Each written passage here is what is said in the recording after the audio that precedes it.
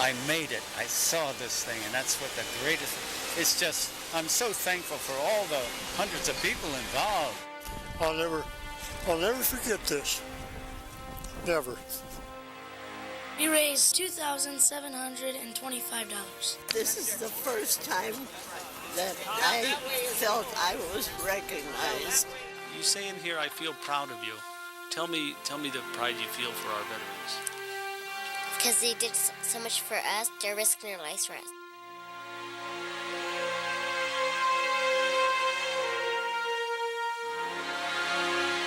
It started with a simple plan. Build up enough community support to send a plane of World War II veterans to Washington, D.C. to see the newly dedicated memorial. But one trip would not be enough.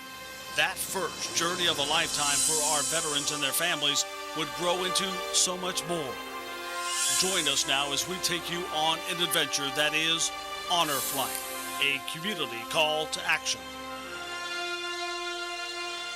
I'm Gary Mativier. If you have never been to the memorials here in Washington, D.C., it is a moving experience like no other. So many of our World War II and Korean veterans have spent their lives thinking back about their time at war. Many never getting a chance to see this, the nation's way of saying thank you. It's kind of like the Wiley Post special, isn't it? There are times when a simple number can mean so much. That number for the McCarley family is 2. The father, a World War II veteran. I'm with veterans, but the most important veteran in my life is right here. His son, a 2-star general. As soon as I was able, I joined the service and continue to try to emulate all that he has done for the country. A trip together, their second chance at a once-in-a-lifetime experience. Ready for a day they thought might not come. But now that the journey has started, they both know this day will touch on every emotion they have. We're on the air flight this morning, right? That's true. Now, the moment they have hoped and prayed for, here together at the World War II Memorial, posing for pictures, taking in the beauty of it all. And then, the reality of what all of this stands for brings the memories of so many years ago back in an instant. The price of freedom, marked by these 4,048 gold stars, each representing 100 Americans who died in the war. And you think of the thousands of men who got a bullet and went in that slush on the border. It's just, it makes my stomach churn to think of it. When I was in B-17s and the guys inside getting shot up in pieces, why me? How did they miss me? Every other guy got it. You didn't think about it, and you did not make close friends simply because the next day you see an empty bed there. God, but it still did get to me. Near the end, I was shaking like a leaf. For no reason, I couldn't hold the navigator's pen in my hand. It was just, it was horrible. They all in their own way did the real thing. Things that we got to instill in the younger generations of these days. Something he instilled in his own son, who has gone on to inspire the next generation of soldiers. To me, he's the greatest guy in the world. Yeah. No, my son is really, whether he was a buck private or a 2-star general, I still love him just as much. Now the two are sharing an experience that goes way beyond that of father and son, but as veterans, an experience that almost did not happen. A rare second chance after missing the October flight due to illness. I said to myself and I said to my dad, and prayed a little bit and said, if we have this opportunity once again, we're going to do everything in our power to see to it that we both get here. Both of them knowing they were quickly running out of time. Well, I tell them I have cancer and I'm on hospice. So they don't expect me to live maybe a couple more months. But the point is, I made it. I saw this thing, and that's what the greatest. It's just, I'm so thankful for all the hundreds of people involved to make this come true. After a day of discovery, the two come home as they left, together, to a hero's welcome for 2 veterans who have just completed a mission of a lifetime. What a wonderful country and a wonderful group of people still here. We don't see that in the newspapers or TV, but oh man, it lightens my heart. It's all worth it, every bit of it. Days after we shared his story, he passed away. But his words of inspiration to the next generation live on, as do the words of other area veterans who are sharing their stories with our children, giving real-life lessons and getting back so much more. Do you remember much about the 4th grade? Well, these boys do. Now much more mature 5th graders, there is something special about last year at this time that they just can't put behind them, and never want to. The students at West Carroll Primary sat down with a group of veterans. He said that he doesn't normally talk about it, but he did, and he said that it was hard watching them. I mean, he didn't know many of them, and he still got emotional every time that he saw a guy fall from his side. Talking about everything from near-death experiences to what they ate in the war zone. They ate the same food for like a couple weeks straight, and he said it was better than nothing. Sometimes that food would be so frozen in the cans that I had to take my bayonet and dig it out in order to put frozen chunks of it in my mouth to thaw. I had one bullet when I was in that foxhole, came right by and just my head and knocked my helmet off. Can you believe that? But it was what happened next that changed these students' lives. It was their turn to sacrifice, to give something back. Kickstands Up, time to kickstart a bike-a-thon to send more veterans on a trip of a lifetime, on an honor flight. We had this pamphlet, and they could donate money, just regularly, just give it to us, or they could write how many cents per lap or how much money per lap. Many of those donors had no idea just how much these kids could do. Some of mine donated more than I thought they would. Maybe they didn't think I would ride as many laps as I did. We raised $2,725. The top bikers putting in 30 miles in one day at school. The top bikers and the top money makers then headed to the airport to see what they were working so hard for. The return of an honor flight. How cool was that the night at the airport?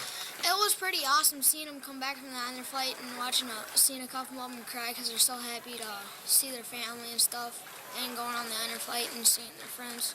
I didn't know anybody that was coming off, but a couple times I had a couple tears in my eyes just watching all the people crying because they went and stuff and seeing everybody with the flags. Now, as bike-a-thon veterans, their mission is to encourage the next generation of recruited 4th graders to use their pedal power to make a difference.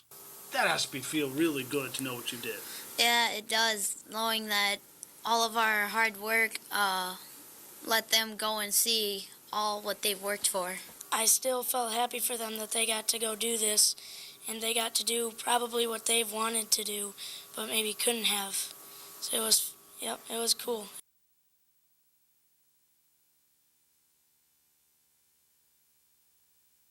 And that is one tribute. Another came from another group of kids I want to share with you. This is from a bike-a-thon. These kids got together. And what school are you from? West Carroll Primary. And what did you do to raise all this money?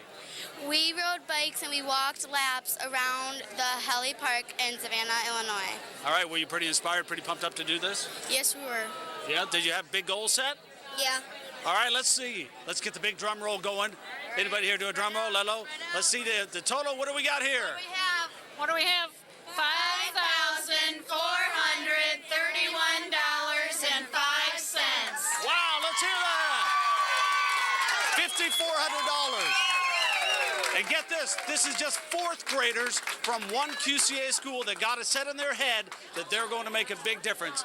Miss England, you've been really the driving force behind this. How does this make you feel? It was so exciting. On Tuesday, we only had about 2,200. We didn't think we'd make our goal of 5,000, and by yesterday, we were at 5,400.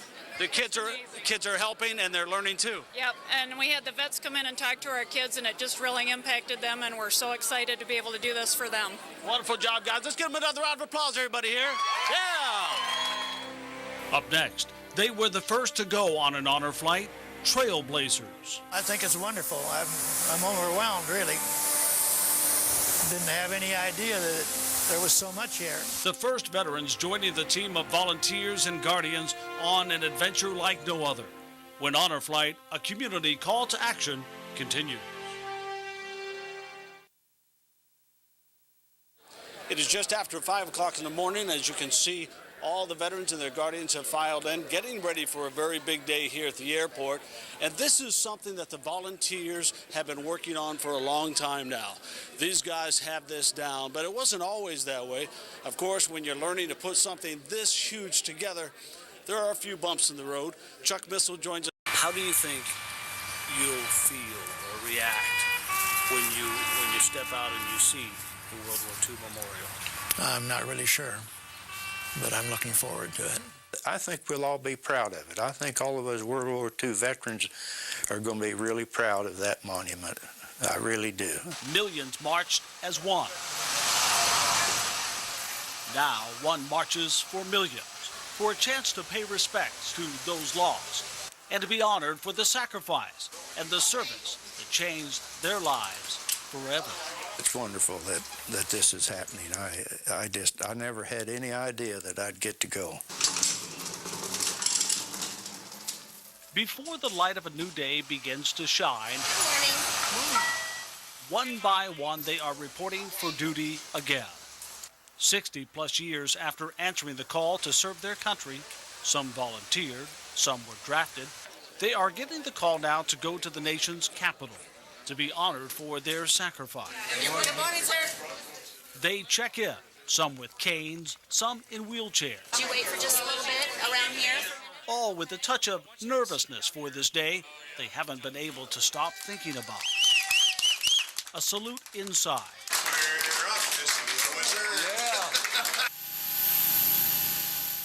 And they are ready to fly. Welcome aboard.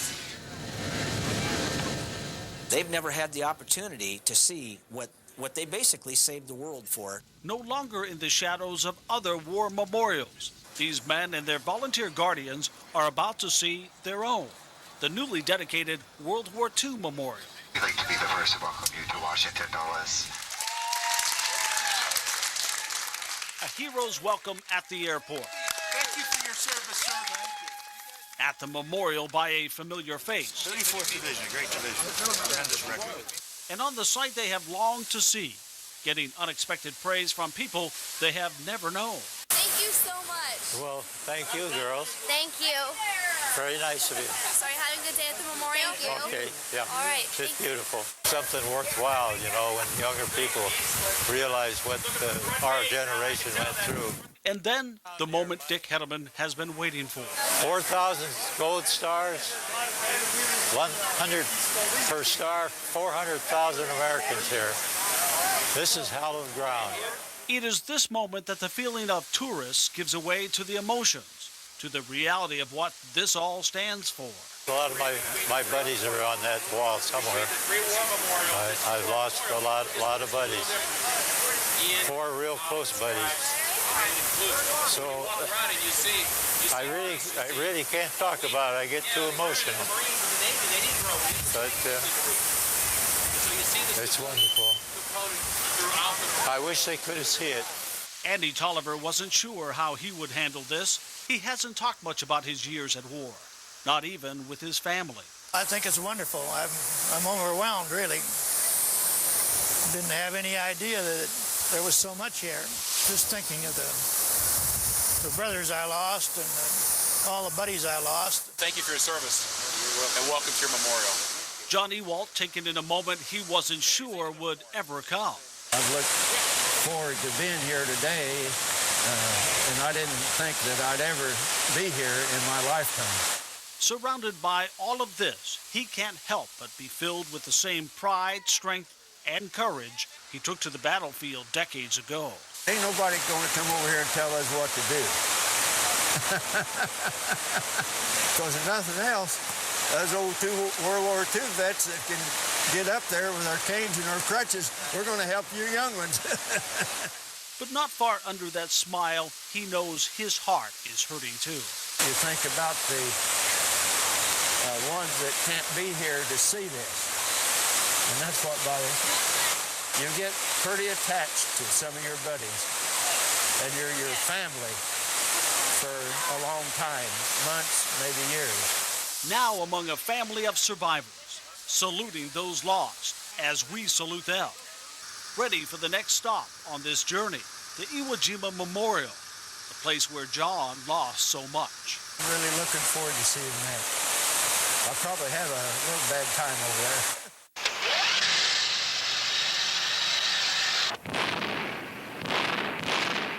February 19th, 1945. The United States Navy opens fire on the small island of Iwo Jima. The beginning of a fierce battle that would see 100,000 men fighting on an island 1/3 the size of Manhattan. For the next 36 days, Iwo Jima was one of the most populated 7 miles on Earth. The Americans above, 21,000 Japanese burrowed below volcanic rock and ready to fight. I never will forget trying to wade through that sand. John Ewald was there as part of the landing force that hit the beaches at 8:30 a.m.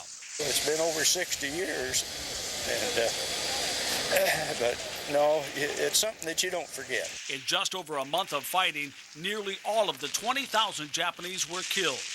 1 in 3 Americans were killed or wounded. More than 25,000 U.S. casualties. But the island was taken. This flag raising raised the morale of America and helped sell bonds to support the war effort. All these years later, John sees the memorial for the first time. It's hard to describe, Mike. It means a whole lot to me. It really does.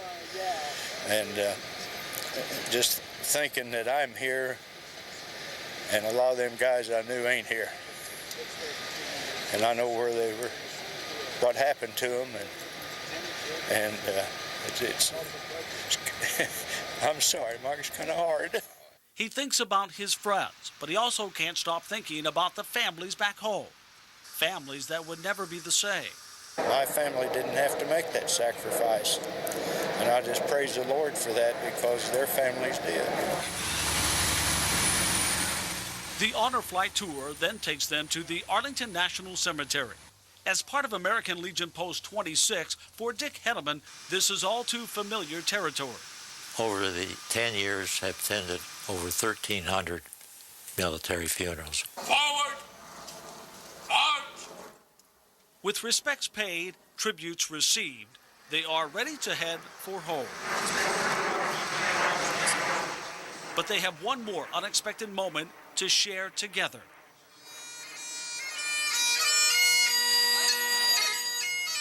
The sounds of bagpipes, a sea of waving flags, outstretched hands and hugging arms.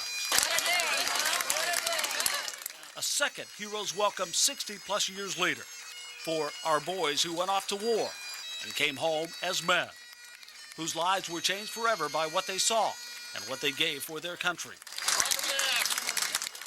A moment even the man who has tried so hard to forget over all these years will always remember. With a smile, with pride, and with honor. Thank you.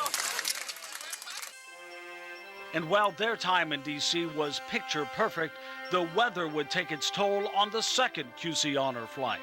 Within a half an hour, I was soaked. I was chilled to the bone. But that rain would also change the experience. Seeing the Vietnam Memorial with all those statues, you know, that was ethereal. And I bet it was even worse on the second flight when you saw it in the rain and it was really more alive. And that was just the beginning. When we come back. Well, the fact that it wasn't recognized as a war, they called it a police action, and it ticked me off because I thought what I thought. The Forgotten War, Korea, an area veterans seeing for the first time that they are not forgotten. It's hard. This is really emotional. But you know, this is going to finalize it for me. But I'm happy now. The veterans here checking in for this early morning flight, getting ready for this incredible day. And this is part of the send-off to Patriot Guard riders who are here every single time in the morning and again at night for the homecoming. Who are you guys and why is this mission so important to you? Well, we're the Patriot Guard riders, and these veterans, these old guys from World War II and Korea, these are the guys that made us from Vietnam.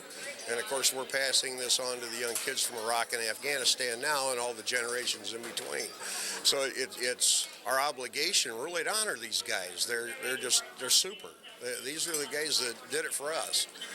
And when you come out here, I know that the first time was an amazing event itself. Now, 19 times later, you still have that special feeling that comes from being here today. Every time. It's a new group of veterans going out, and the stories that they have to tell are just more stacked on top of what we've heard, and the amount of history that I get to hear from these guys is just phenomenal. Things that you'll never read in a book anywhere. And what does all of this mean to our community as we stop and really remember all of our veterans with an honor flight? Well, it really means a lot to our community, because now they're starting to see just how many of us have been in the military, how many of us have stepped up to the plate. Every time Uncle Sam calls, there's just a lot of us that show up. Making sure the men and women of war get the honor they deserve, an honor many coming home after the Korean War never received. It is hard to believe a war that touched so many lives could somehow be forgotten. But then they built this decades after the war. Could this be a way for our Korean War veterans to finally heal? Well, for a lot of our veterans, seeing this for the first time is a very big step in an emotional discovery. Unbelievable. It's breathtaking. The World War II Memorial has a feel that many describe as uplifting, full of life, hope, and honor for those who have sacrificed so much. Not far from it is a memorial that most admit has an entirely different feel, a different experience. Some call it harsh, unforgiving, ghostly, an eternal gravesite, a tribute that they will tell you fits what they lived through. You're just as dead with those 54,000 as you would be with any place.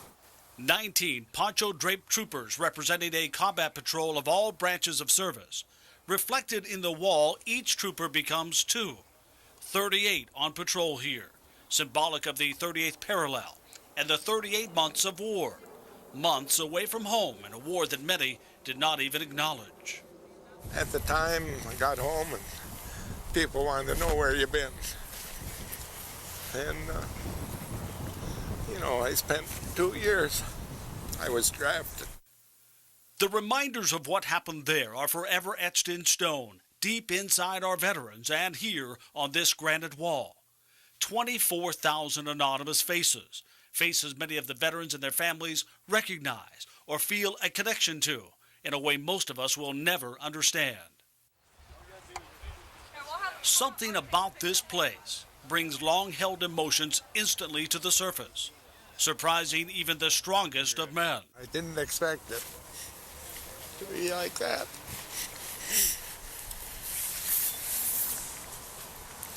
What kind of feelings are coming back? Oh, I got there late, but there was nothing there. And now I guess it's a booming country. Have you been wondering how you would react to this day? Yes. And I didn't think I would be like this. I had met a lot of friends and had a lot of friends. But behind the tears, something else is happening here on this day. Wounds concealed but not healed for decades are exposed again. It's hard. This is really emotional. But this is going to finalize it for me. But I can't put it into words. But I'm happy now. This is closure.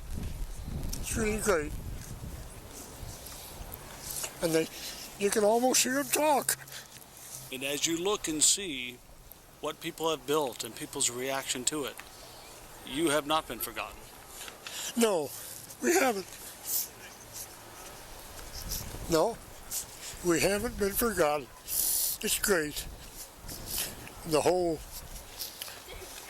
country appreciates us, and we know that now. I'll never forget this. Never. Up next, the women of war. This is the first time that I felt I was recognized. The Women's Memorial and the tributes to the past, present, and future. So a lot of people have asked me, what about Grandma? Doesn't Grandma deserve a salute for her service? Well, of course she does, because as we know, women have been always a large part of the fight for freedom. And the next generation is getting involved, thanking our veterans in their own special way. When we come back, they could salute to them, they could write to them, and they could just show them how much they really appreciate for them. A modern-day mail call, just when our veterans need it most. What are some things that these veterans have helped our country gain through their service? Second grade at Seton Catholic School in Moline. The subject right now, a mixture of reading, writing, and history. Well, think about what our country is today because of all the things that veterans have done for us. Freedom. We have our freedom now. The project, joining other schools across the QCA, writing letters to veterans on an honor flight. I felt like I was doing something good for the veterans. Thinking of just the right words to use, just the right way to show that even these little kids can find a big way to say thank you. They could salute to them, they could write to them, and they could just show them how much they really appreciate for them. You say in here, I feel proud of you. Tell me the pride you feel for our veterans. Because they did so much for us, they're risking their lives for us. Thank you for your service.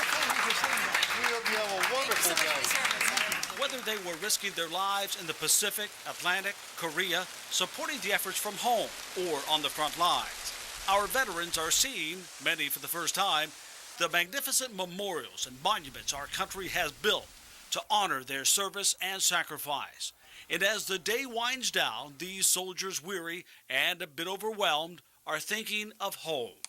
But there is another tribute waiting for them, a tribute from home that comes just like it did when they needed it most decades ago. The words Mayo Call bring smiles to their faces and sparkles to their tired eyes. Dear veterans, you are the greatest generation. You are the bravest of the brave. I hope you are proud of yourself. Dear veteran, thank you for saving our country. I hope you have a safe trip to Washington, D.C. I just wanted to say thank you. Thank you for saving our country. I feel proud of you. Thank you for being so brave. You saved our country from being harmed by bad guys. I'm sorry if anyone died that you knew. Thank you again. Sincerely, Ella Grishek. Good. Well, now it is just about 10 o'clock at night. It's been 17 hours since these veterans and their guardians left home.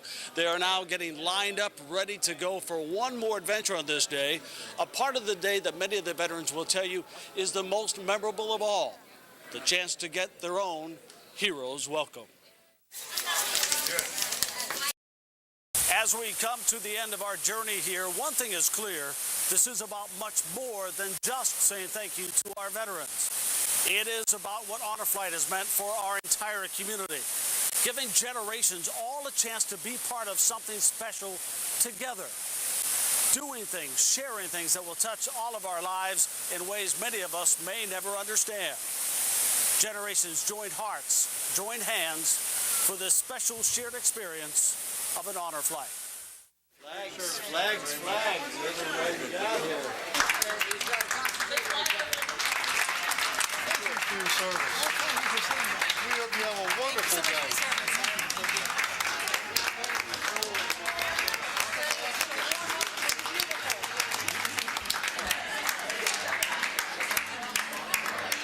Brings a tear to my eye.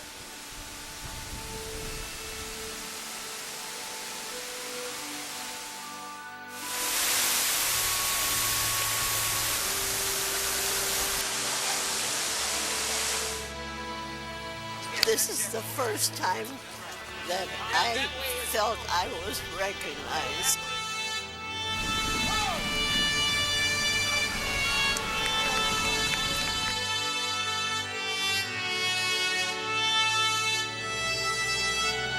As you look at this wall, what are you thinking today? It's breathtaking.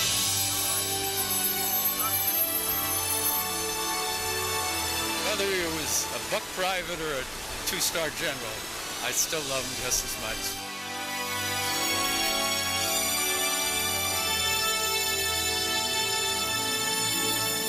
I'll never forget this.